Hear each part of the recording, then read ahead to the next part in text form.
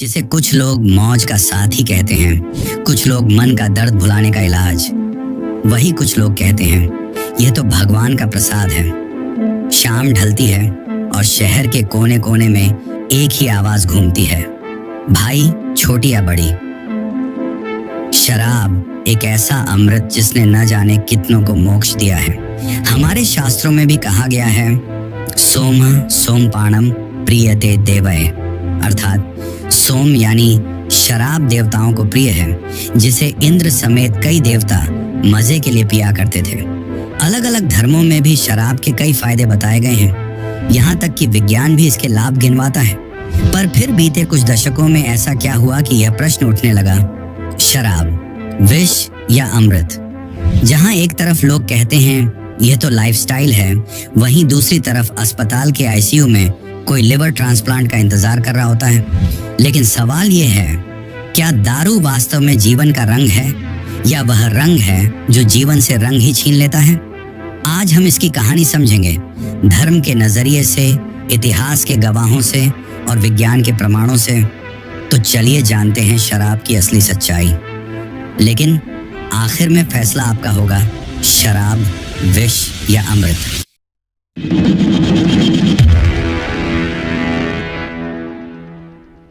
आज से कई वर्ष पूर्व न अस्पताल थे न दारू के ठेके, लेकिन नशा फिर भी था। देवता भी करते थे और असुर भी। न वह व्हिस्की थी, न वोडका, न रॉयल स्टैग, पर कुछ था जो मंदिरा कहलाया, कुछ जो सोमरस बना और कुछ जो विष बनकर निकला। पुराणों में वर्णित एक दिव्य घटना है, समुद्र मंथन। न यह केवल एक ऐतिहासिक कथा है और न ही सिर्फ धर्म ग्रंथों की कल्पना। यह उस शाश्वत संघर्ष का प्रतीक है जिसमें देवता और असुर यानी चेतना और वासना, संयम और भोग, आत्मा और शरीर दोनों मिलकर एक ही लक्ष्य की ओर बढ़ते हैं, अमृत की प्राप्ति। समुद्र मंथन में मंदराचल पर्वत को मथनी बनाया गया, वासुकी नाग को रस्सी और स्वयं विष्णु भगवान ने कूर्म अवतार लेकर पर्वत को स्थिर किया। लक्ष्य एक ही था, अमृत। परंतु पहले जो बाहर आया वह था हलाहल, ऐसा विष जो न तो पिया जा सकता था और न ही फेंका जा सकता था। उसकी तीव्रता इतनी प्रचंड थी कि वह संपूर्ण सृष्टि का अंत कर सकता था। देव और असुर दोनों भयभीत हो उठे। उस समय भगवान शिव ने उस विष को स्वीकार किया, उसे अपने कंठ में धारण कर लिया। इसी कारण उन्हें नीलकंठ कहा गया। यह केवल शिव की महिमा नहीं, बल्कि यह उस विवेक का प्रतीक है जो बुराई को भीतर तो समेटता है पर उसे स्वयं पर हावी नहीं होने देता। परंतु यह भी विडंबना थी कि जहां विष देवताओं को मिला, वहीं नशे का पहला रूप मंदिरा असुरों को प्रदान किया गया। यह संयोग नहीं था, संकेत था। असुर भोग में विश्वास रखते थे, वे इंद्रिय सुख के पीछे भागते थे, इसलिए उन्हें मिला आनंद का माया जाल। मंदिरा न केवल इंद्रियों को लुभाने वाली थी, बल्कि धीरे धीरे चेतना को ढकने वाली भी।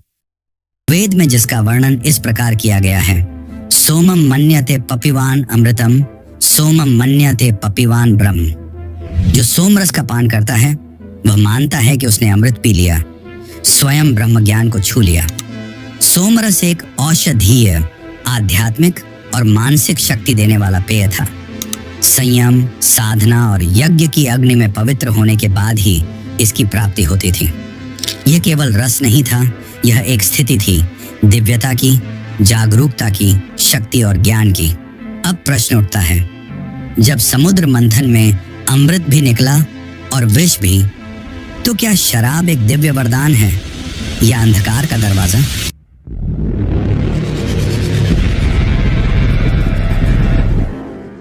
शराब हर मजहब में है, कहीं पाप है, कहीं प्रथा, तो कहीं प्रसाद। लेकिन एक सवाल सदा से जिंदा है, क्या मनुष्य शराब को पीता है या अपने डर से भागने के लिए उसे अपनाता है? दुनिया के सभी मेजर धर्मों और सभ्यताओं में शराब का जिक्र है। कभी उसे पुण्य या प्रसाद बताकर भगवान से जोड़ा जाता है, तो कभी पाप बताकर राक्षस से। शराब को अच्छे से समझने के लिए हमें यह जानना होगा, इससे दुनिया के अलग अलग धर्मों में किस तरह देखा जाता है। क्रिश्चियनिटी यानी कि ईसाई धर्म में शराब का सीधा संबंध प्रभु यीशु मसीह से जोड़ा गया है। यह मेरा रक्त है, इसे लो और पियो, मेरी स्मृति में। बाइबल के इन शब्दों ने शराब को एक पवित्र अनुष्ठान का रूप दे दिया। लास्ट सपर में शराब को प्रभु के बलिदान का प्रतीक माना गया। आज भी कैथोलिक चर्च में होली कम्युनियन के दौरान शराब दी जाती है, एक भक्तिपूर्ण विधि के रूप में। इस्लाम में स्थिति बिल्कुल स्पष्ट है, शराब हराम है। कुरान सूरह अल माइदा में लिखा है, हे विश्वास रखने वालों, निश्चित ही शराब, जुआ शैतान के कार्य हैं, इनसे दूर रहो। हालांकि प्रारंभिक इस्लामी इतिहास में कुछ स्कॉलर्स ने यह भी कहा कि शराब पर प्रतिबंध धीरे धीरे लागू हुआ। पहले केवल सीमित मात्रा में अनुमति थी, पर जब देखा गया कि यह चेतना को भ्रमित करती है तो उसे पूर्ण रूप से बैन लगा दिया गया। हिंदू धर्म में शराब को लेकर न तो पूरी तरह मनाही है और न ही इसे पूरी तरह स्वीकार किया गया है। यह बात संदर्भ पर निर्भर करती है। तांत्रिक साधनाओं में शराब, मद्य को पंचमकार, मध्य, मांस, मछली, मुद्रा, मैथुन में से एक माना जाता है। यह साधक की इच्छाओं को नियंत्रित करने और बदलने का प्रतीक है। किंतु हमारे धर्मशास्त्रों, मनुस्मृति में चेतावनी भी दी गई। मद्यपान से विनाश होता है, धर्म का पतन होता है और ज्ञान नष्ट हो जाता है। भगवत गीता में संयम और इंद्रियों पर नियंत्रण की बात कही गई है और योगियों व ब्राह्मणों के लिए शराब पीना पाप बताया गया है। सभी धर्मों ने शराब को या तो भगवान का वरदान माना या शैतान का जाल, मगर इंसान ने हर युग में इससे छोड़ा नहीं। तो सवाल यह नहीं है कि शराब किसने दी, सवाल यह है कि हमने उससे अपने जीवन का कौन सा रूप दे दिया। कभी प्रसाद, कभी पाप, कभी प्रेम का पहला पैग, कभी बर्बादी का आखिरी जाम। लेकिन आखिर में सवाल वही रहता है, शराब विष थी या अमृत?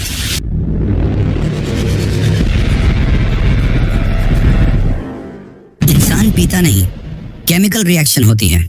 ये बात एक नशे में डूबे साइंटिस्ट ने मजाक में कही थी, लेकिन विज्ञान ने जब इस रिएक्शन को समझा तो हंसी गायब हो गई। कहते हैं शराब दुख भुला देती है, लेकिन न्यूरोसाइंस कहता है वो तो बस दिमाग का प्रीफ्रंटल कॉर्टेक्स बंद कर देती है, वही हिस्सा जहां दुख जन्म लेता है। तो क्या शराब एक चादर है जो सच को ढक देती है, या एक आईना है जिसमें इंसान अपने असली रूप में आता है? जब शराब हमारे शरीर में जाती है तो उसमें मौजूद एथेनॉल सीधा असर करता है हमारे मस्तिष्क के दो केंद्रों पर, GABA और डोपामिन। एक हमें शांत करता है, दूसरा हमें खुश करता है। GABA कहता है सब ठीक है और डोपामिन कहता है वाह क्या मजा है। और इसी मजे की तलाश में हम बार बार उसी गलती को दोहराते हैं। शुरुआत में सब आसान लगता है, हल्की झंकार, हंसी, खुलापन, एक खूबसूरत फरेब। पर जैसे जैसे मात्रा बढ़ती है, शरीर बहकता है, जुबान लदखदाती है, आंखें धुंधली हो जाती हैं और फिर आता है वो मोड़ जहां स्मृति शून्य हो जाती है और शरीर खुद को भी नहीं पहचान पाता। हर पैग एक वादा करता है, खुशी का, सुकून का, राहत का, लेकिन उसका ब्याज हमारा लिवर चुकाता है। मस्तिष्क सुकड़ता है, याददाश्त गुम होती है और दिल की धड़कन भी अपना लय भूल जाती है। विश्व स्वास्थ्य संगठन कहता है हर साल शराब के कारण 26 लाख लोग मरते हैं, जो कि टीबी, HIV और डायबिटीज तीनों को मिलाकर मरने वालों से भी ज्यादा है। और सबसे खतरनाक बात, ये सब धीरे धीरे होता है, शांति से, चुपचाप, जैसे कोई जहर फूल की तरह महक रहा हो। किसी के लिए ये नशा है, किसी के लिए जरूरत, और कई बार ये जरूरत शरीर नहीं दिमाग पैदा करता है। शरीर को आदत नहीं होती, दिमाग को होती है। डोपामिन की मार ऐसी है कि इंसान फिर से वही अनुभव चाहता है, बार बार, हर हाल में। कई बार हम सोचते हैं थोड़ी सी तो ठीक है ना, रेड वाइन हार्ट के लिए अच्छी है, ये तो सुना ही होगा। पर वही विज्ञान कहता है कोई मात्रा सुरक्षित नहीं है। थोड़ी सी राहत बहुत बड़े नुकसान का रास्ता खोल सकती है। मर्दों और औरतों पर इसका असर अलग होता है। महिलाओं में शरीर शराब को धीमा प्रोसेस करता है और असर ज्यादा गहरा होता है। कुछ लोगों के जीन ही ऐसे होते हैं कि एक पैग ही उन्हें उल्टी और चक्कर की कगार पर ले आता है। भारत की हकीकत और भी कड़वी है। हर 5वां पुरुष ड्रिंक करता है और उनमें से एक शराब पर निर्भर है। पिछले 7 साल में शराब की खपत 38% बढ़ी है। पार्टीज, मूवीज, सोशल मीडिया, हर जगह शराब एक कूल संस्कृति बन चुकी है। लेकिन वही युवा जो रात में हंसते हैं, सुबह किसी कोने में उदासी से भीगते हैं। शराब ब्रेन का वायरिंग बिगाड़ देती है। लेकिन क्या दोष शराब का है या हमारे सिस्टम का? शायद शराब एक केमिकल है और सवाल सिर्फ इतना है, इस केमिकल पर हावी कौन होता है, दिमाग या डर?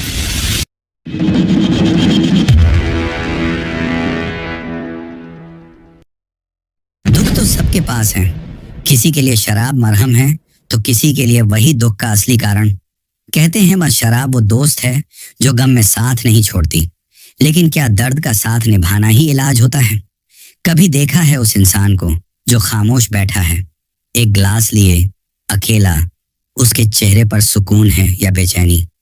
तो आज पूछते हैं, शराब क्या तू वाकई दोस्त है या बस दर्द का एक और नाम? लोग पीते हैं ताकि गम धुंधले हो जाएं, ताकि कुछ देर के लिए रातें हल्की लगें, ताकि उस शख्स की याद कम लगे। पर विज्ञान कहता है शराब बस थोड़ी देर के लिए दर्द को सुन्न करती है और फिर उसे और गहरा कर देती है। 1 में से 3 डिप्रेशन के शिकार लोग नियमित रूप से शराब का सेवन करते हैं। पर शराब न सेरोटोनिन बढ़ाती है न समाधान देती है, वो बस एक नकली मुस्कान पहनाती है और अंदर की चीखों को और गहरा करती है। खुशी का हार्मोन घटता है और अकेलापन बढ़ता है। जो दुख से भागता है वो कभी मुक्त नहीं होता। गीता कहती है, दुख को समझो, पार करो, भागो मत। शराब एक तमसिक मार्ग है, भ्रम में राहत देता है पर सत्य से दूर ले जाता है। मनुस्मृति और शिव पुराण दोनों इंटॉक्सिकेशन को माया कहते हैं, एक ऐसा जाल जो आत्मा को अंधकार में घसीटता है। एक आदमी जो हर शाम ऑफिस से लौटकर अपने गम एक ग्लास में घोलता था, सोचता था थोड़ी राहत मिलती है। सालों बीते, गम वहीं रहे, मगर उसकी आंखों का उजाला चला गया। अब भी जब वो ग्लास उठाता है तो बस एक चीज याद आती है, उसके बच्चे जो हर घूंट के साथ थोड़ा और उससे दूर चले जाते हैं। शराब ने दर्द को धो दिया या दर्द ने शराब को जन्म दिया? शायद दोनों एक ही सिक्के के 2 पहलू हैं। लेकिन जब अगली बार दर्द आए तो सवाल सिर्फ इतना होगा, दर्द से गुजरना है या उसे बहाने के लिए एक और घूंट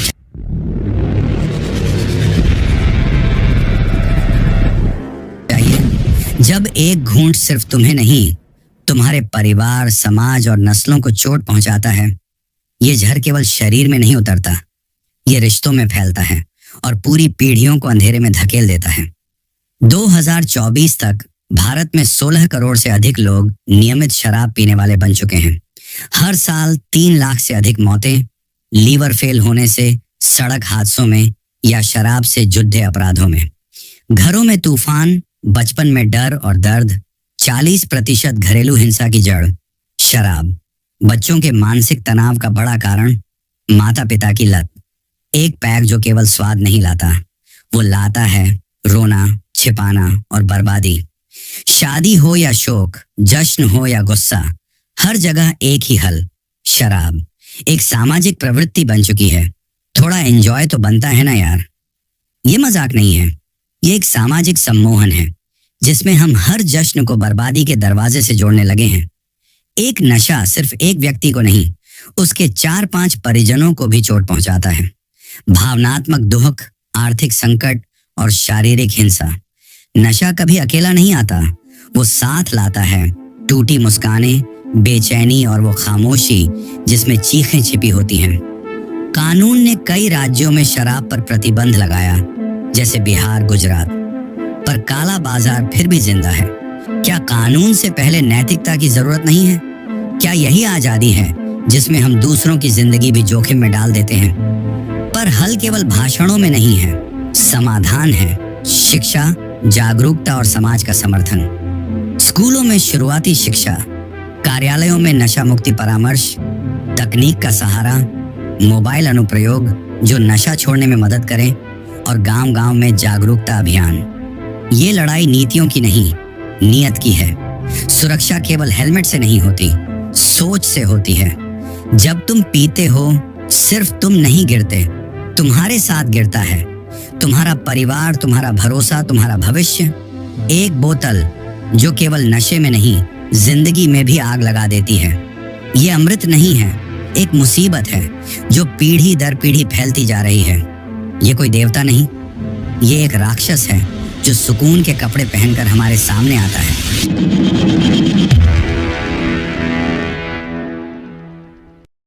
पी लेने दो उसे, कह रहा था कोई।